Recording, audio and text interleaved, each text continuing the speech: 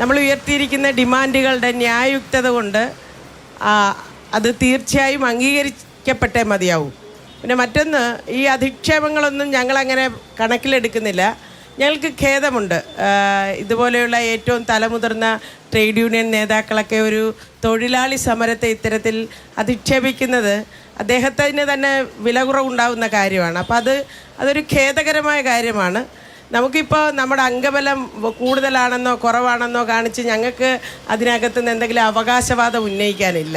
നമ്മുടെ ആവശ്യം നമ്മൾ മുന്നോട്ട് വയ്ക്കുന്നത് ഏറ്റവും ബേസിക് ആയിട്ടുള്ള ഈ ഡിമാൻഡുകൾ അംഗീകരിച്ച് കിട്ടുക എന്നുള്ളതാണ്.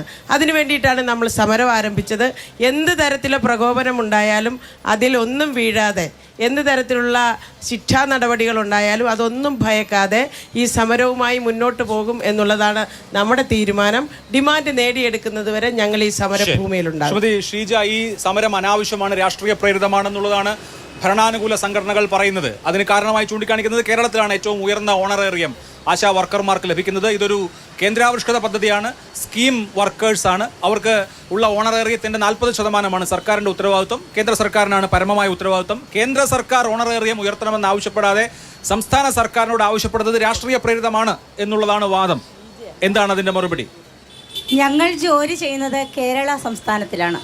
ഈ കേരളത്തിലെ നാട്ടുകാർക്ക് വേണ്ടി, കേരളത്തിലെ ജനങ്ങൾക്ക് വേണ്ടിയാണ് ഞങ്ങൾ അധ്വാനിക്കുന്നത്. മാത്രമല്ല, കേരളത്തിൻ്റെ വിഹിതം ഒരു ഓണറേറിയം എന്ന് പറയുന്നത് ഡെയിലി 232 രൂപ വീതം, ഒരു മാസം 7000 രൂപയാണ് ഞങ്ങളുടെ പ്രതിമാസ ഓണറേറിയം. മാത്രമല്ല, ഈ ഓണറേറിയം കൊണ്ട് ഞങ്ങൾക്ക് ജീവിക്കാൻ പറ്റുമോ? ഒരിക്കലും 232 രൂപ കൊണ്ട് ഒരു കുടുംബം പോറ്റാൻ കഴിയുമോ? അതൊരിക്കലും സാധ്യമല്ല. ഞങ്ങൾക്ക് ഈ ഓണറേറിയം വേണ്ട, ഇൻസെൻറ്റീവും വേണ്ട. ഞങ്ങൾക്ക് പ്രതിമാസം 21,000 രൂപയായി ഞങ്ങളുടെ ആശാ ഓണറേറിയം ഉയർത്തുക. അപ്പോൾ ഇവിടെ ശമ്പളം ചോദിക്കുമ്പോൾ കേന്ദ്രം തരണം. ഞാൻ നേരത്തെ പേര് തെറ്റിയാണ് പറഞ്ഞത്, ശ്രീമതി കെ പി റോസമ്മ, ക്ഷമിക്കണം. അതെ, അല്ല, ഇത് ഇപ്പോൾ ഒന്ന് തൊഴിലാളികൾ എന്നും പറയുമ്പോഴും ശരിയാണ്, നിങ്ങൾ എടുക്കുന്നത് തൊഴിലാണ്. അതേസമയം തന്നെ ഇതൊരു കേന്ദ്രാവിഷ്കൃത പദ്ധതിയാണ്. ഇതൊരു സെൻട്രൽ സ്പോൺസേഡ് സ്കീമാണ്. അപ്പോൾ ഈ സ്കീമിലെ വളണ്ടിയേഴ്സ് അല്ലെങ്കിൽ അതിലെ സന്നദ്ധ പ്രവർത്തകർ, ആക്ടിവിസ്റ്റ് എന്നാണ് ഈ എന്താ പറയുക, ആശയുടെ എസ് കഴിഞ്ഞിട്ടുള്ള എ വരുന്നത് ആക്ടിവിസ്റ്റാണ്. അപ്പോൾ ആ നിലയിൽ ഓണറേറിയം എന്നുള്ളതാണ് കേന്ദ്രത്തിൻ്റെ സങ്കല്പം. ഇന്ത്യയിൽ ബാക്കി എല്ലാ സംസ്ഥാനങ്ങളിലും അങ്ങനെയാണ്. അപ്പോൾ കേരളത്തിൽ മാത്രമായി കേരള സർക്കാരിന് കഴിയുന്ന ഒരു കാര്യമാണോ ഈ പറഞ്ഞ തൊഴിലാളി എന്ന പരിഗണനയിലുള്ള കൂലി?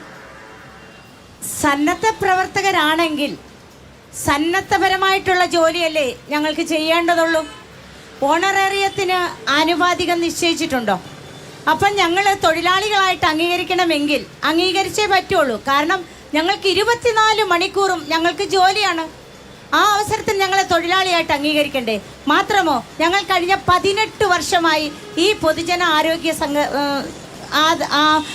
ആരോഗ്യ രംഗത്തുണ്ട്. അപ്പോൾ 18 വർഷം കൊണ്ട് ജോലി ചെയ്യുന്ന ഞങ്ങളെ ഇതുവരെ തൊഴിലാളിയായിട്ട് അംഗീകരിക്കാൻ പറ്റിയിട്ടില്ലേ? പിന്നെ ഞങ്ങൾ കേരള സംസ്ഥാനത്തല്ലേ ജോലി ചെയ്യുന്നത്? അപ്പോൾ പ്രതിമാസം ഞങ്ങൾക്ക് ഓണറേറിയമായിട്ട് തരുന്നത് ഡെയിലി 232 രൂപ മാത്രമാണ്. അപ്പോൾ ഞങ്ങൾ ജോലിക്ക് കൂലി ചോദിക്കുന്ന സമയത്താണോ ഈ വക കാര്യങ്ങളൊക്കെ സംസാരിക്കുന്നത്? ശരി.